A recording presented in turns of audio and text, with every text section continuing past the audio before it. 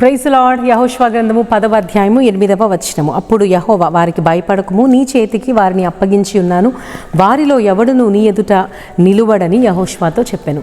చూడండి, 5 అమోరీయుల రాజులతో ఇజ్రాయేలు ప్రజలు యుద్ధము చేయవలసి ఉన్నది. ఆ యుద్ధానికంటే ముందు దేవుడు యెహోషువతో చెబుతా ఉన్నాడు, వారిని మీ చేతికి అప్పగించేశాను, వారికి భయపడవద్దు, ఎవరు కూడా మీ ఎదుట నిలవలేరు. యుద్ధానికి ముందే దేవుడు రూఢిపరుస్తూ ఉన్నాడు ఏమనంటే, వారందరినీ కూడా, ఆ రాజులందరినీ, వారి సైన్యాన్ని నీ చేతికి అప్పగించాను అని.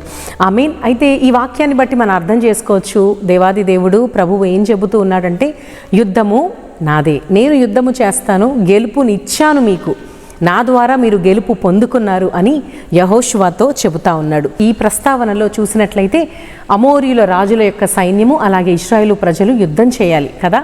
అయితే ఈ యుద్ధంలో దేవుడు కూడా ఉన్నట్లుగా ఈ మాటను మనం చదివినప్పుడు చెప్పొచ్చు. ఎందుకంటే ఆయన చెప్తున్నాడు, యుద్ధం నేను చేస్తాను, వారిని నీకు నేను అప్పగిస్తాను అని చెబుతా ఉన్నాడు.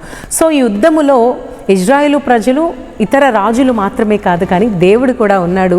చెప్పాలంటే స్వయంగా దేవుడే యుద్ధము చేస్తాను, మీకు జయాన్ని ఇస్తాను అని చెబుతా ఉన్నాడు. ఆమేన్. చాలాసార్లు మన జీవితంలో మనం అనుకుంటాం, యుద్ధాలు నావే, సమస్యలు నావే, తలకిందులైన పరిస్థితులు నావే, అస్తవ్యస్తమైపోయిన జీవితం నాదే, నా ఇబ్బందులు, నా కష్టాలు నావే అంటూ అన్నీ కూడా మన మీదే వేసుకొని ఎంతగానో మనం వేదన చెందుతూ ఉంటాం, భారంతో బ్రతుకుతూ ఉంటాం. కానీ దేవుడు ఎన్నోసార్లు ఇటువంటి మాటలు మనకి వినిపిస్తూ ఉంటాడు.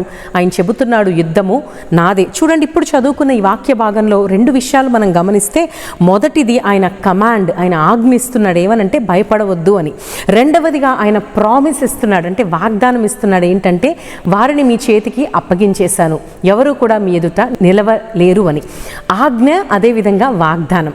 చూడండి, ఈ వాగ్దానం నెరవేరాలంటే ఈ ఆజ్ఞను మనం నమ్మినప్పుడు మాత్రమే వాగ్దానాన్ని మనం స్వతంత్రించుకుంటాం. మొట్టమొదటిగా ఇజ్రాయేలు ప్రజలతో దేవుడు ఆజ్ఞ ఇస్తున్నాడు, భయపడొద్దు, మీరు భయపడితే మీరు ఏది కూడా సాధించలేరు. అందుకే వారు ధైర్యంగా కొనసాగినప్పుడు దేవుడిచ్చిన వాగ్దానం, మీ చేతికి అప్పగించి ఉన్నాను అనే వాగ్దానం వారి జీవితంలో నెరవేరింది. ఈ సమయంలో ఈ మాటలు వింటున్న మన జీవితాల్లో కూడా దేవుడు ఎన్నోసార్లు ఎన్నో ఆజ్ఞలు ఇస్తూ ఉంటాడు. భయపడవద్దు, కృంగిపోవద్దు, నీరుగారిపోవద్దు, నిస్సహాయులుగా ఉండవద్దు, మరి నీరసించిపోవద్దు, నిరుత్సాహంగా ఉండకూడదు, ఇలాంటి ఎన్నో మాటలు మనకి చెబుతూ ఉంటాడు. కన్నీరు కార్చొద్దు, దుఃఖముఖముగా ఉండొద్దు అని ఎన్నోసార్లు ఆజ్ఞ ఇస్తూ ఉంటాడు.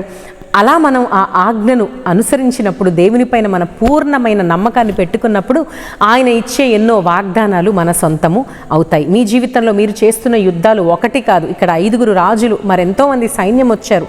మన జీవితాల్లో కూడా ఒక సమస్య కాదు, ఒక యుద్ధం కాదు, ఎన్నో యుద్ధాలు ఉండి ఉండవచ్చేమో, ఎన్నో సమస్యలు ఉండి ఉండవచ్చేమో, కానీ భయపడద్దు, యుద్ధము దేవునిదే, భయపడకు, అన్నిటినీ కూడా దేవుడు సమకూర్చి జరిగించే వాడు. విశ్వాసముతో ఆయన ఆజ్ఞలు పాటిస్తూ ఆయన వాగ్దానాలన్నీ కూడా స్వతంత్రించుకొని దేవుని కొరకు ముందుకు కొనసాగుదాం.